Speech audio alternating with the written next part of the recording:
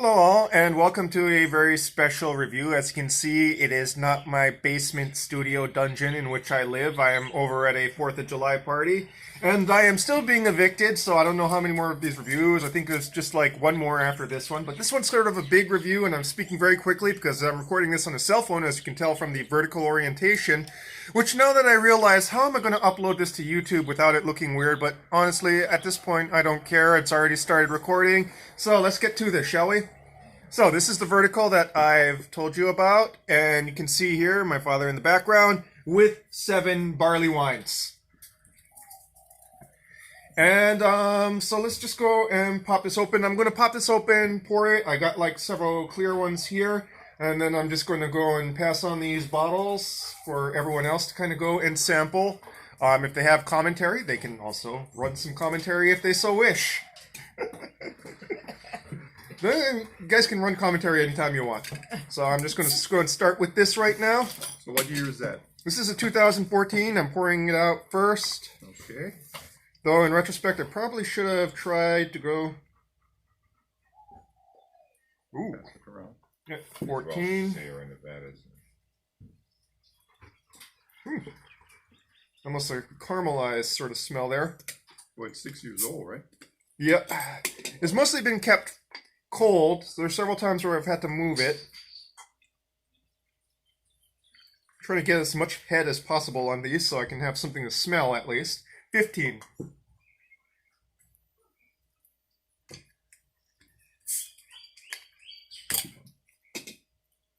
I'm probably pouring off too much for myself here, but that's okay.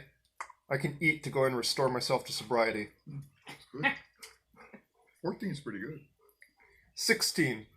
Oh, 16, yes. Well, that's what I'm pouring right now. What we're drinking now. So I'm just like pushing these out, and once the cap is removed, it might have some, you can tell the dates by the sticker there. And it should be progressively more and more hoppy as we get closer to 20. Yeah, 14 is not hoppy at all. Yes, the hops should have been completely gone. So the big question for me is, when do the hops completely disappear? You're going to find out. Yes, and that's what I intend to find out here. Pretty interesting. They degrade over time. Yes. Yes, they do. So the more aromatic essence of the hops goes first, followed by the bitterness. You can kind of see it's... How's the color look? It's changing, right? 14 seems to be a bit lighter, but that might just be the angle. Oh, okay. Yep. And we're still recording good. Now on to 19. We're getting closer in time to modern period. And as you can kind of tell, the head retention kind of sucks for the older ones. Oh, yeah. It's no head at all. You lose the head really fast. So which means I'm probably going to have to agitate this a little bit to go and get a good sense of the bouquet. Right. And finally, the most recent one, 2020, which was bottled on March 3rd.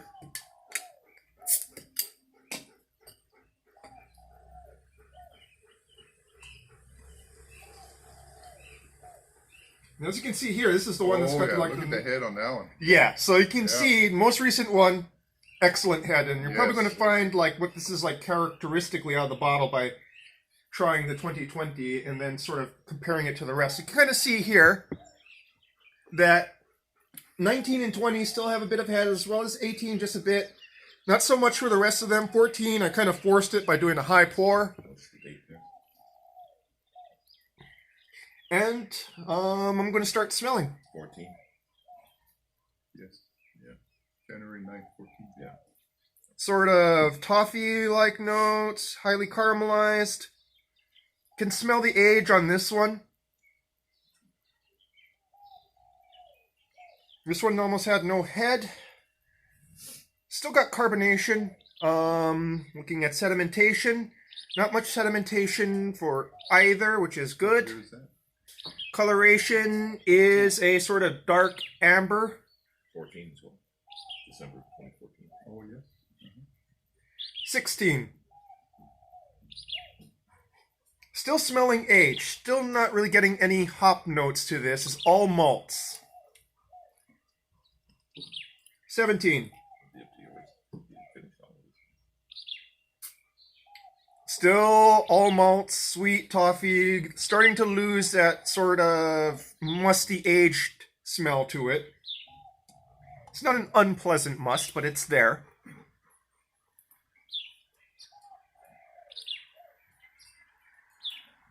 '18, just a slight hint of piney hops is in the nose here. So it takes about 2 years for the hops to disappear then. Completely, yeah. 19. Much more pine. Yeah. Slight hints of dank. Just a good merge in between the malt in the body and the hops in the body coming through the bouquet here. 20, which is still retaining its nice head. Big hops. Big pine, big dank. Some rindy zestiness there. Dank is what I refer to as sort of a slight marijuana-like smell. Oh, okay. Okay. So skunkiness or dankness. I prefer dank because it doesn't really smell skunky per se. Yeah. Okay, so as you can kind of see, only the last three really have any hops in the nose. Let's go and do how it is on the palate. Yes. Starting from 14. That's what we're drinking right now, 14. Are you into 15 already? Yeah. Still got some left of 14 here. Interestingly, there is still bittering, the bittering aspects of the hops in 14, but not really any aromatic aspect. So it's hopped so heavily, it's still got a bitterness. Is nowhere near as bitter as fresh Bigfoot, but it is there. I notice I'm getting a lot of sediment from the bottom of the bottle on 14. Oh, that's probably why. It should be okay to drink. Okay. If you find it unpleasant or too yeasty, then just pour it out. But it's kind of bitter.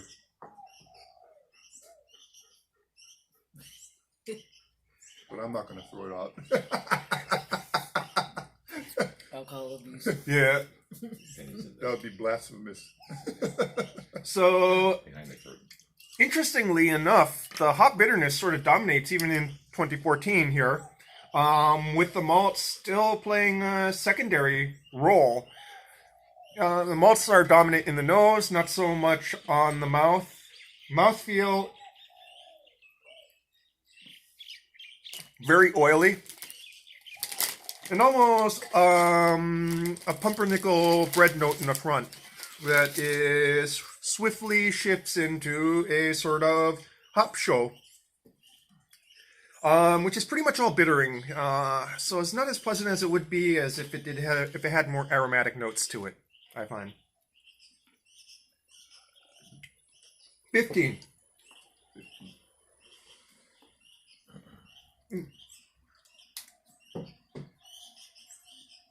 Kind of goes to show how, even over time, something that's made with as much standardization as Sierra Nevada can have a striking difference. So this one here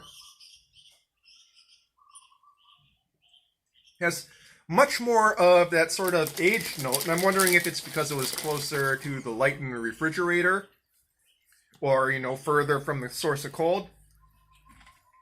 But that musty note is much more apparent in this one, especially up front.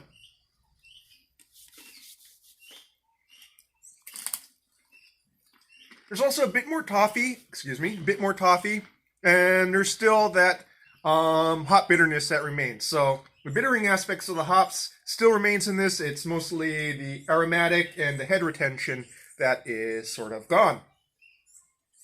Okay, moving on to 16. No, it says so, right? You didn't know that? No, it says Oh. so. I thought you wanted a more accurate date. Interestingly, slightly less bittering hops, still no aromatic aspect.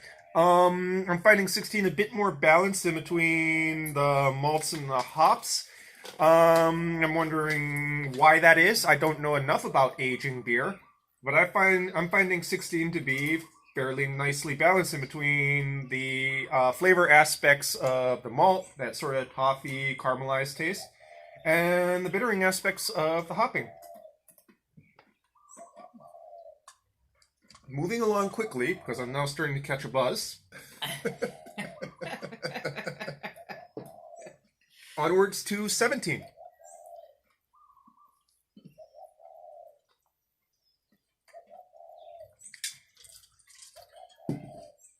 Again, even more so than 16, a nice balance in between the hop bitterness and the malts. In certain respects, it feels like the malts declined further in 14 and 15 than it did. It doesn't have the strength to stand up to the residual hops, and I'm wondering if that changes even more as you go along further in the line. I know somebody who had almost like a 20-year-old Bigfoot and said it was almost candied sweet. Interesting. 20. Now this is really enjoyable for me right now because it's just very well balanced. 17. Yeah. 17 here. This one.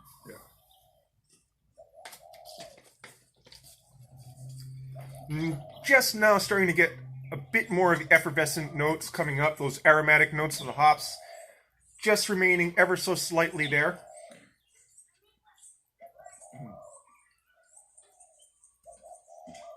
Really can taste So, the yeah, difference. Really can taste the difference in 17. It just melds very nicely. Yeah. And we're going to see how that compares to 20, and I'm going to have some commentary there. So 17 I'm really liking right now, Yeah. 2017. And we're going to move on to Yeah, 2018. Yeah.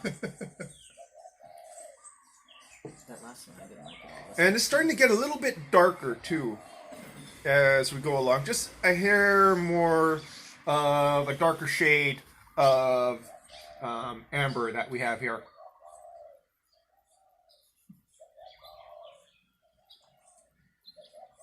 '18, also nicely balanced, just slightly more hop notes, hop bitterness. I'm not enjoying it as much as 17, but that is, your mileage may vary depending on how much you like hop bitterness on the palate. This one's got a nice sharp hop bitterness. Still very slight aromatic aspects to the hops, so, still barely perceptible there. But enough malt body to kind of stand up to it, and you still have that nice malt dimensionality there.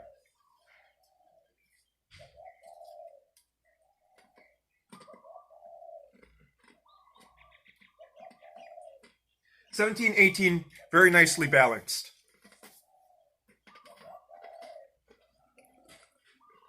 At least on the palate.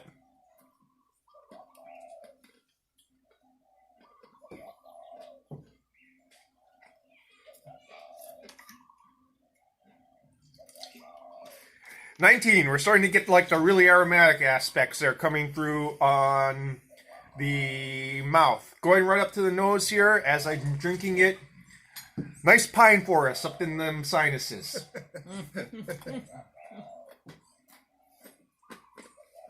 Still getting a nice toffee caramelized malts there. In some ways, a bit more enjoyable than 18 because the bitterness is all there, but you're also getting the nice aromatic aspects to the hopping.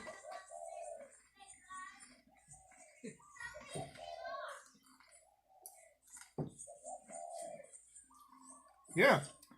So, also enjoyable, much like 17 and 18, though in a different aspect. Much more top notes available to taste there. And finally, 20, the most recent one.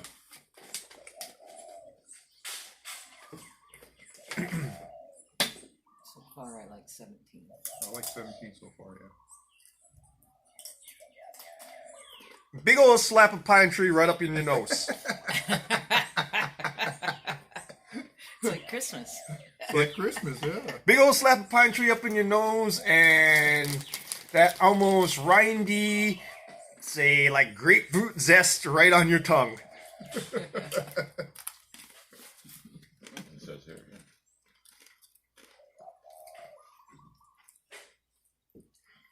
The malts are there, but they're definitely playing second fiddle to all the various hop notes. You know, if you're a hophead, oh yeah, this is a bomb. You can drink this fresh. It'll take you where you want to go in regards to that New World style Pacific Northwest hopping.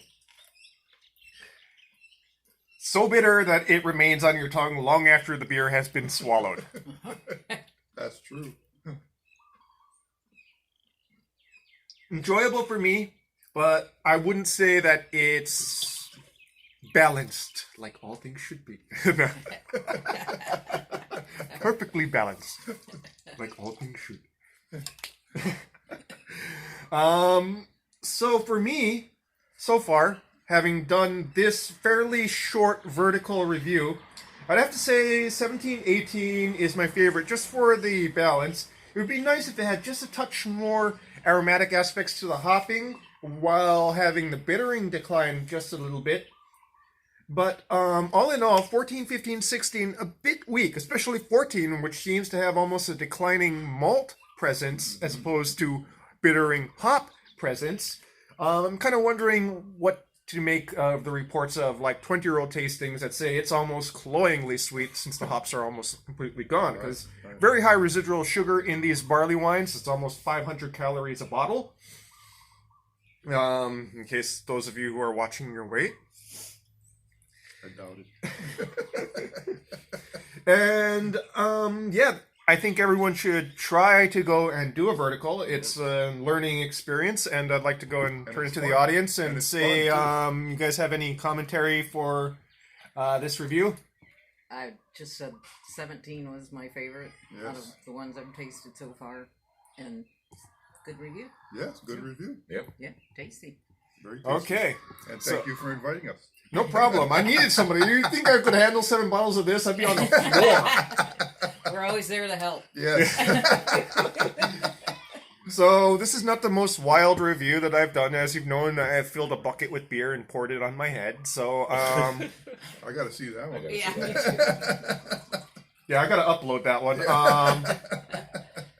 So yeah, I got maybe about 1 or 2 more reviews to do. Then I really got to start focusing on finding a new place to live. But until then, enjoy this. I'm hoping I can figure out how to go and like upload this to YouTube vertically now that it's realized it's in the vertical mode. But I'll figure it out somehow. That or I'll just go and half-ass it as I always do. Well, that's your beer review for tonight, folks. Or beer vertical review, I suppose. Beer's review. Cheers. Salud.